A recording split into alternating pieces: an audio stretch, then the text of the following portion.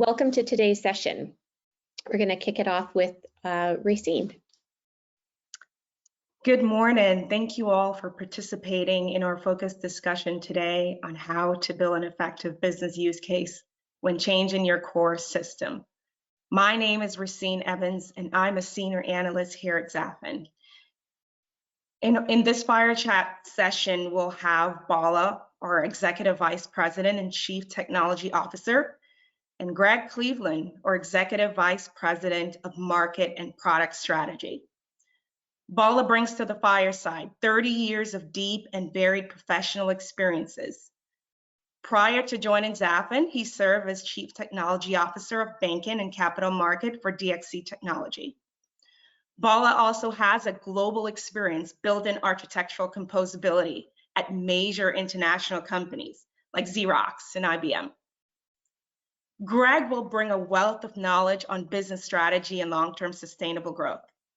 With over 30 years of experience, Greg will bring to the fireside chat insight on revenue optimization.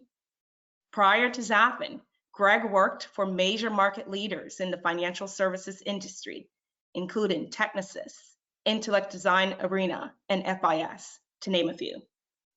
For today's session, we will focus on the construction of compelling business use cases by providing 5 helpful tips to ensure your bank's core banking system modernization effort is a success. As we spend the next 30 minutes together, we welcome you, our audience, to submit questions and feedback throughout. Now, let's begin. I will pass it to our presenters. Thank you, Racine, for that kind introduction, and thank all of you who've taken time to join us today for this webinar. From my experience over the past few decades, I've learned quite a bit about what to do, and more importantly, what not to do when building a business case for any substantial project or program. That said, we only have a few minutes today to cover a large topic, so we'll try to stay focused on just a few of the key points, and we'd be happy to elaborate more in follow-up sessions if any of you would like to do so. One approach that has always worked for me is to use a simple frame of reference for any business case planning and development. I like to call it the best analysis approach, and it simply stands for business, economic, strategic, or tactical benefits that you identify and use to support your case. If you get this right, you can build a compelling case for anything, basically. So you will check all the boxes that need to be checked. To apply this to a core modernization case, it would be important to understand the relative priority of each of these categories for your institution in particular. For instance, what is driving the need for change? Is it more about business agility and time to market, or something more fundamental like customer retention and growth? Are the economics, i.e. revenue growth, cost reduction, or profitability the main drivers? Usually the business or economic drivers are the ones that matter the most, but oftentimes it may actually be more tactical issues that may also drive the business case's priority. For example, a regulatory risk or compliance issue that needs to be addressed ASAP, or a technology limitation that is affecting operations. Either way, understanding the relative priority of these things is critical to successfully building a business case. If we use this approach, what we have observed most recently is that there are a few key things that drive most business cases for core modernization. In the area of business value, the context of product experience is becoming very important to successful outcomes. Banks need to become more agile to compete in today's market, as you all know. With the added competition from other banks and the neo-challengers, i.e. fintechs or brands, the rules of engagement have changed dramatically. Banks need to learn how to manufacture and distribute like a fintech to truly compete. To do this, a business case should focus on how to enable a better product experience, as well as a better customer experience to be successful. If you improve the customer interactions, but you do not change the product propositions you offer, you'll likely not drive the outcomes you want or need. You do not have to replace your core platform to do this, but you do have to modernize how you think about manufacturing and distribution. For instance, thinking about how you assemble product propositions and not just how you manufacture financial products, which can actually be two different things. This is at the heart of what Zafin does for its customers, and is sometimes can be something that we can help many come from many different angles to help a customer to resolve. So, Bala, at this point, I'd like to ask you to give us a few examples of how we've done this, or your experiences, what you've seen in the market. Yeah, thanks, Greg. And as you rightly pointed out, it's this decoupling of the product experience from what happens, for example, from the core. That really matters in terms of enabling a superior customer experience. So doing the decoupling is almost always a necessary first step that we see. I've worked with banks around the world, a very large bank here in the US, or a fairly significant bank across the Asia Pacific, and so forth, where they took the modernization pathway of externalizing first. And when I say externalizing first, it is that product experience that they externalize in the form of separation of the financial and non-financial products from the core system, so that they can create a vastly superior product experience. So absolutely right, banks around the world that are looking at this modernization almost always tend to begin with this product experience and externalization. All right, thanks, Bala. If we move on in the area of economic value, some of this can be somewhat simple, but banks need to find a way to address the pressures that you're facing every day on pretty much every revenue line that you have, while still controlling costs. In today's post-pandemic world, many things have changed for good, but one of the most notable things, I think, is customer expectations about how they interact with anyone digitally has dramatically changed, and probably will never go back to the way things were. If you look at some of the research that's out there around different demographics, different generations, for instance, there's quite interesting data that you'll find related to how those interaction models are changing dramatically. Consumers in particular are gravitating more towards a more modern digital experience that provides them with what they want, and most importantly, when and where they want it. This is more than just the digital experience. It also means you need to deliver the right product propositions, of course, at the point of need. That has and will continue to have a major impact on the traditional revenue streams of banks as competition for the customer relationship intensifies.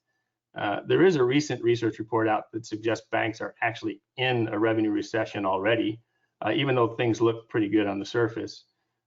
It's an interesting perspective on what trend lines look like, and should be a wake-up call for most banks that need to start thinking about how to build new revenue streams for growth, but also to cover the losses from other sources as the markets change. New revenue opportunities, be it a new line of business like banking as a service, or by adding value-added products and services via subscription models to your product propositions, is also important to driving the outcomes of a successful modernization business case. It provides in my opinion, I think it provides the most compelling reason to do it. That's just my perspective, of course. Another thing that we found and we see a lot of is that time to value is another key item that we see being top of mind with most bankers that are looking at any modernization strategy. But hardly anyone will get a multi-year project approved today on its overall merits alone, right? Even if you do, the trend is to fund it in phases with clear deliverables and short periods of time. The trend we see is large programs being broken down into standalone projects that have a time to market value of less than 12 months, which usually coincides with a budget or a funding cycle. This approach has also, kind of helped control costs and project delivery risks as well. And I think, this approach has helped to deliver better ORI and can be leveraged to create, a self-funding modernization journey in many cases.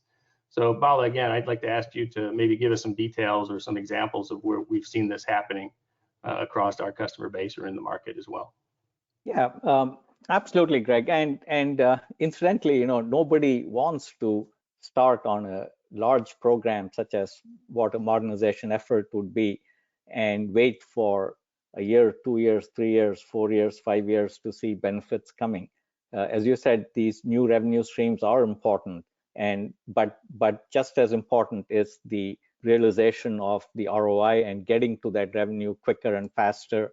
So generation of these short sprints. So this whole agile methodology has largely come about and being adopted in many of these institutions to drive time to value. And so every instance of this externalization of product experience that I talked about earlier that we've done, every instance of it has invariably begun with a very short MVP that we do up front, and then taking that MVP, garnering it into real business value for the bank, and then growing it and leveraging it for other sprints. So leveraging this whole agile methodology, doing it in sprints that yield value continuously and in the near term are really the way to go. And if we do this, we end up with a far superior ROI. And as Greg rightly pointed out, a much more self-funding program that keeps incrementally adding value while you are enhancing it and providing greater value to your own customers. Thanks, Bala, for that. In the area of strategic value, the idea of building a self-funding journey is catching on, as Bala just alluded to. We see that more and more today. I guess it's the more modern version of progressive modernization, if you want to think of it that way. But in most cases, strategic value is defined as future-proofing or creating reusability or extensibility or composability, right, depending on how you look at the world, of the overall bank ecosystem and architecture. In other words, to not create more tech debt or technology limitations. In some cases, it's the inverse of that, which is to retire tech debt or remove limitations. Either way, the goal here, should be to have a clearly defined target state architecture and bank ecosystem, and to use that as the blueprint for, let's say, a series of projects, to achieve it, as Bala was just speaking to. But again, breaking it down into smaller, logical chunks that define the overall modernization journey, which will likely be a multi-year strategy, but with many pivot points along the way, because things do change. Obviously, we live in a world that changes much more rapidly than it has historically, at least from my perspective. So I don't know, Bala, if you want to add any more commentary to what you just described, but I think the idea of breaking it down and looking at it from a self-funding kind of modernization journey, where you can actually talk to the specific prioritization, I guess, if you will. For instance, what makes sense to do first in a journey like this? That might be, a good thing to cover here. Yeah, so I always, when I think about this, it's interesting for me because if you don't know where you're going, how do you know when you get there? And think about it from different priorities. And so when we start off with a lot of, but how do you know you've achieved those? And so what I always begin with is that vision. And that vision invariably is a target state architecture that you want to evolve to with guiding principles that bring about the benefits that you're seeking. So some of those benefits, Greg, you already touched upon, are this future proofing. And that future proofing can become critical because of the type of skill shortages we are in. I work with a very large financial institution in Europe that operates in 60+ countries. And for them, addressing the skill shortage was critical because, yes, we all want to build this future-proof technological marvel that can serve us for the next decade. But if you don't have the skills to deliver it today, then you're stuck at your starting point. So to overcome these type of issues, it's really important to have a vision of where you want to go, what your end state architecture should look like, and build it with the elements that Greg spoke about in terms of composability, reusability, having real-time, near real-time experiences that you can actually build and create, and deliver. Thanks for that, Bala. You know, I think in the last area, in the area of tactical value, you know, it's likely that it will be institution specific. You know, there's a set of issues that you'll need to focus on. And it isn't necessarily the main driver for a modernization program or journey, but it can actually be leveraged in helping to prioritize some of the steps in a modernization journey. So, you know, tactical value is usually attributable to problems or issues, you know, that need to be addressed in a, you know, a given time period, right? So regulatory changes, compliance issues, or risk, whether it be enterprise risk, credit risk, or fraud, as an example. You know, oftentimes, you know, it's positioned as a trade-off, though, for business agility or speed to market. And I think one of the things that that we're seeing that's a little different today than it has been historically, anyways, is that, you know, it shouldn't be positioned as a trade-off, right? And what we're finding is that the more successful modernization programs that we see people doing and actually achieving the outcomes that they set out to achieve, kind of on time, right, on plan, is that they don't actually position these types of things as trade-offs. They find a way to actually do both. And so I think the main point here is that you know, you will inevitably have some sort of risk discussion around any modernization program, any large program for that matter, but find a way to actually position those risks appropriately, and then don't let them be positioned as trade-offs against, you know, the let's say the top line or the top side of the business case. Bala, I don't know if you want to add anything to that, but, you know, I think it's an interesting shift in the way that, you know, people are thinking these days. Yeah, that so I'll draw some parallels to what you said, Greg, in terms of the evolution of technology itself that supports the type of goals you spoke about. So, you know, we talked earlier about the agile methods that have come into play, and one such method is this whole notion of DevOps, and it only took, I think, no more than 3 or 6 months for the folks that were doing DevOps to realize that, hey, you can't be doing DevOps and then worrying about what do I do with security. So DevOps very rapidly became DevSecOps. And then it took another few months for people to wake up and say, wait, you can't just have security and not have compliance. And so the whole DevSecOps became DevSecRegOps. And so you start to see that all of these things that sound like afterthoughts cannot be afterthoughts. They have to be part and parcel of what you're doing. They have to be embedded in everything you do in very much the same way. Like what we are doing is embedding analytics on top of all the security and regulatory things that we build. So what we create, for instance, are immutable instances. So you make a change, it's immutable, it's there. And so that's how you build compliance into everything you do. That's how you build those aspects of security and regulatory compliance while pushing analytics into everything that we do. And so it's these type of tactical initiatives that you have to undertake, but build it with a foundation that is rock solid. No, it's a very, very, very good point, Bala. Thanks for that. So I think looking at time, I think maybe the right thing to do now is to summarize kind of the points that we've made. You know, I think the billing of this webinar was 5 tips.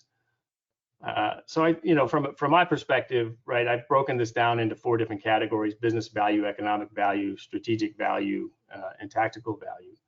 But if we were to go back and just kind of highlight the points that you know, the salient points that we were trying to make, you know, under business value, you know, tip number 1 is enable a better product experience in addition to a better customer experience. And if you just focus on that and what that entails, it becomes a much stronger business case, because you begin to see how you can actually achieve some of the outcomes that you need in across all kinds of business metrics, whether it's customer retention, whether it's growth, whether it's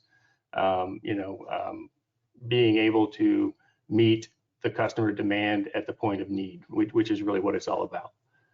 Economic value, some of that's pretty self-evident, but building new revenue streams, I think, is something that banks haven't thought a lot about historically. In fact, when you think of core modernization, or in the old days, core transformation programs, they were very focused on the other side of the ledger, right? It was focused on cost cutting or efficiencies. And I think those are still valid concerns and valid things that need to be in a business case. But driving, a top line growth strategy and or, covering off on risk revenue or lost revenue is something that's actually important as well today, especially in today's market, because as customers leave banks and go to other non-financial institutions for their banking needs, for instance, you start to see what the impact, long-term impact of that's going to be. So there needs to be a shift in thinking there. Also creating a better ROI with shorter time to value. I think that's self-evident as well. It's just too hard to try to take on a 4 or 5 year program these days. So you need to break it down. Strategic value, again, define your target state and vision, as Bala kind of nicely laid out for us. The complete architecture and ecosystem, if you think of that as a target state and then you break it down into smaller projects that you can actually define real outcomes and time to value that's much shorter for the institution, it's a very compelling reason to get started.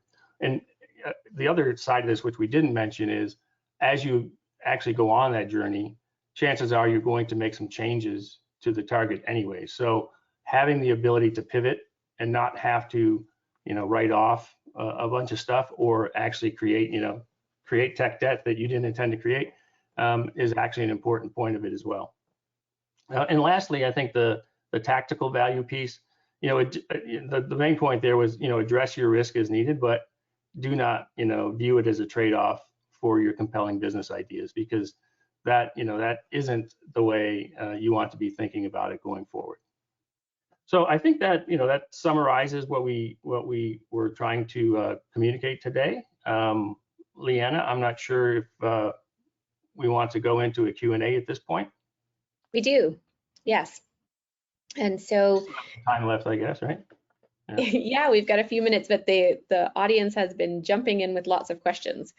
And Great. So the first one that has come in is, how do you recommend managing business day-to-day operations while engaging in modernization activities in parallel?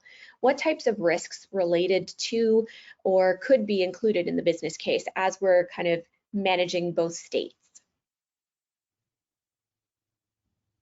Bala, you want to take that one? Yeah. So typically, as Greg laid out, the framework for thinking through these, there are going to be a number of risks that come about. One is your own people risk. How are you going to skill up and train up your own staff so that as you evolve your technology and as you evolve your vision, they can keep up with it? So that's usually a very, very first risk that most organizations tend to look at. But there's always the time value risk, right? You don't want to embark on a project that is so long that by the time you've done with it, the environment has changed. So this is a critical reason why you're focused on the near term, on the here and now, and doing these MVPs so that you can be continuously of value. So as you address, there are a number of project risks that come up, but much like you do it in the project management methodology, for each of those risks, build a mitigation plan so that you can start executing that mitigation plan should you be faced with those risks. So people risk are number one that you should always be thinking about, but also the project risks. Yeah, I think in the area of project risk, I would just add two things. One is, it's about customer retention too. So making your plan, your business case, your program, being conscious of the fact that you need to make it transparent to your customers. So customer retention obviously is key. you don't want to lose customers through a process, right? There's banks that have had failed programs that, there's plenty of case studies on those things that you That's can true. see in the market today.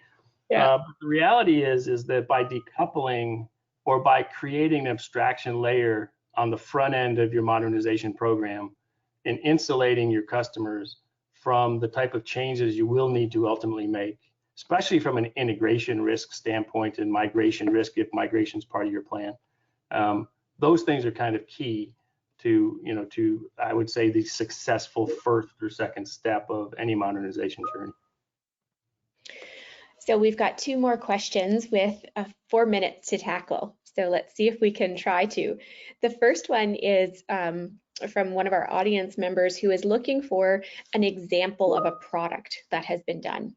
And so could we maybe highlight, here's an example of how we put together a very specific on a product, how that case worked, and maybe just kind of go through? Yeah, actually, I'll take a second. We just came out of doing this for a bank, and and and just to open up your mind a little further, right? A product isn't necessarily a single product. A product can actually be a package of related products, some financial, some non-financial, sold in the way of a typical product or sold in a subscription-like manner. So if you start thinking about product from that perspective, suddenly you realize that maybe a product is a package. And a package could be something simple like a mortgage package. Very often people want to buy a home, but it doesn't just consist of just the mortgage. It consists of other things.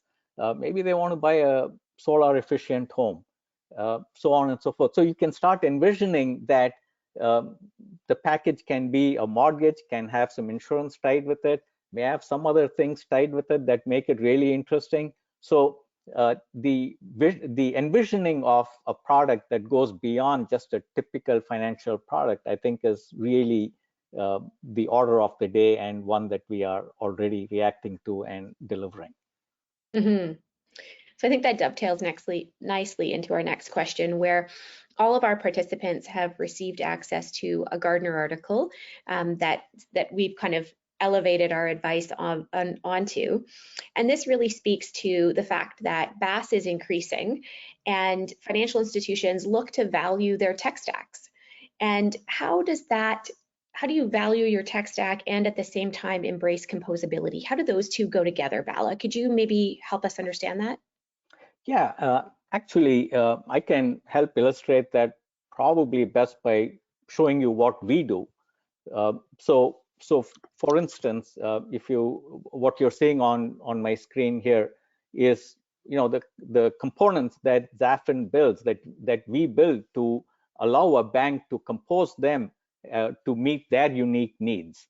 So if you think about it, creating these type of composable architectures isn't just to have at the end of the day a microservice platform that has all these components that you can orchestrate in a microserviceable manner. That isn't the real objective of it.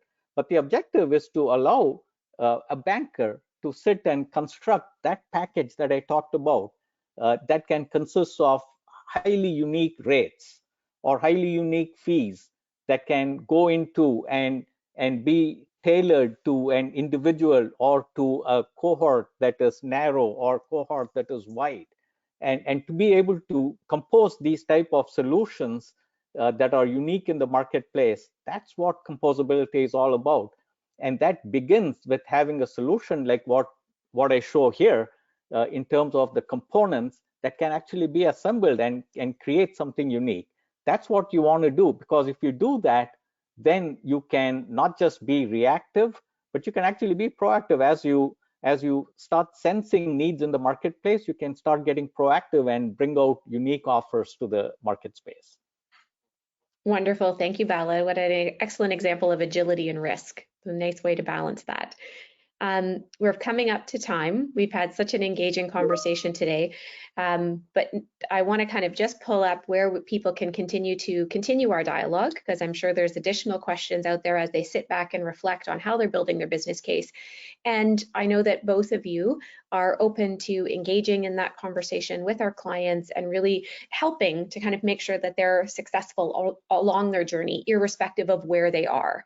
And so you'll see here on the screen, kind of we've listed out email addresses for both. We've also got a general inquiry line where you're encouraged to submit any type of question, and any of our subject matter experts would be happy to assist you. I want to thank you for taking the time today, encourage you to read the Gardner article on building effective business cases, and please feel free to reach out to us at any time. Thank you so much, everyone. Thank you, everyone. Yeah. Thank you.